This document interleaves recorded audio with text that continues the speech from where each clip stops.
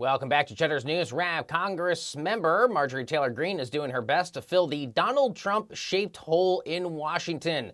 The Georgia Republican has quickly made a name for herself, diving headfirst into controversies, including a spat with Illinois Democrat Marie Newman over transgender rights and introducing articles of impeachment against President Biden. Rep. Greene was also removed from her committees after prior conspiratorial, racist, and anti-Semitic comments came to light. That cluster of controversy has inspired election challenges more than a year before the 2022 midterms, 20 months out to be exact. Joining us now is Holly McCormack, Democratic challenger to represent Marjorie Taylor Greene in Northwest Georgia, the state's 14th Congressional District. Holly, really good to have you here. So let's just start off the bat. Why run against Representative Greene, but really, why announce so early? You know what? Thank you first, JD, for having me on. There's just no time to waste.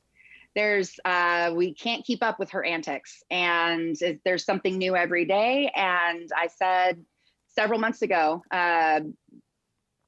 this is just what we have to do, even if it's going to be hard, even if it might not be the popular thing to do. But we're actually finding out that we're having a ton of support from all over the nation. So it gives me a lot of hope for what's coming. So whenever there's a high-profile challenge like this, and I appreciate that you said there's support all over the nation, because something like that is bound to happen for many candidates like yourself, right? Out-of-state support, especially in the name of fundraising. But winning over the hearts and minds of Northwest Georgia is something different altogether. I've been there to Dalton, and I've described it as Marjorie Taylor Greene territory. So what do the demographics actually look like on the ground that make you confident a Democrat can actually win the district?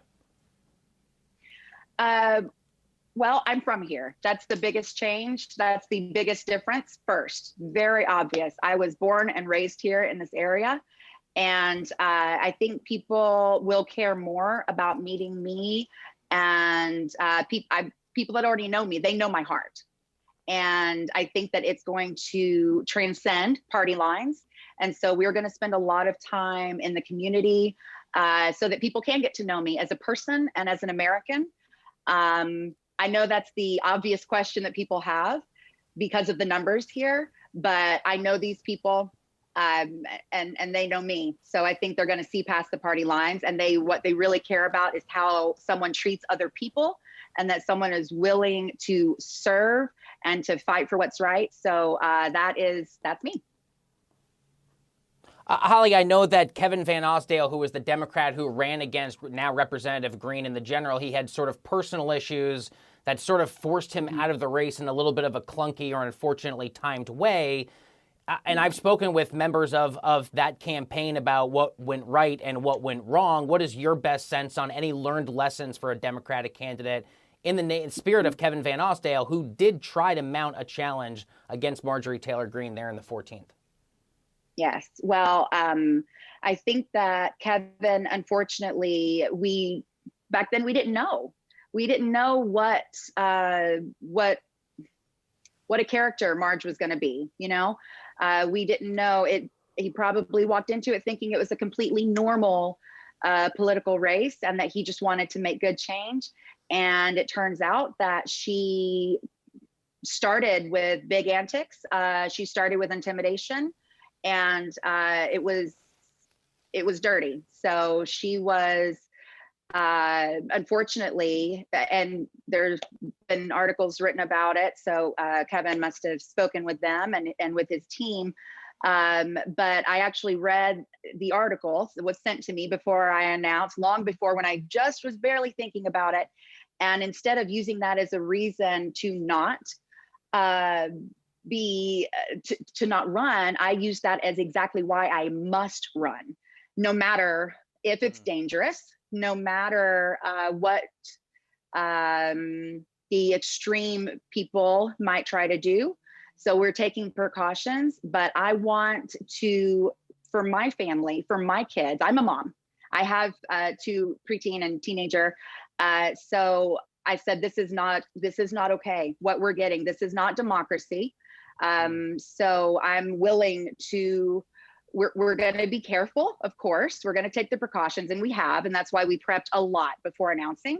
But it is not okay that this is what's being allowed, that intimidation and hate and sowing those seeds of division. That is not America. And that's Northwest Georgia. And I think that most people, a lot of people on both sides are seeing through her antics. So, and unfortunately, Kevin didn't know that. I have about 30 seconds with you left. Yeah. Right, sure. I know that campaign learned a lot, again, had its fair share of ups and downs. I have less than 30 seconds left. COVID-19 relief bill. It's going to be nearly $2 trillion. What are components that go into a big piece of legislation like that, Holly, that you think resonate most with voters in the 14th? Is it something like stimulus payments? Yes, I think that, again, there's no time to waste. We've been waiting for long enough, and people need help now. They needed help a while back. So we are the people in Northwest Georgia. We need the stimulus checks. They need them. It's more money directly to the Americans. It is more money to small businesses to revitalize our economy. So I think it's very important, and it's time. Holly McCormack, Democratic challenger to Representative Marjorie Taylor Greene in Georgia's 14th Congressional District. It is a beautiful district at that. Holly, thank you so much for taking the time, and hopefully we'll have you back on the show soon enough. Thanks for being here.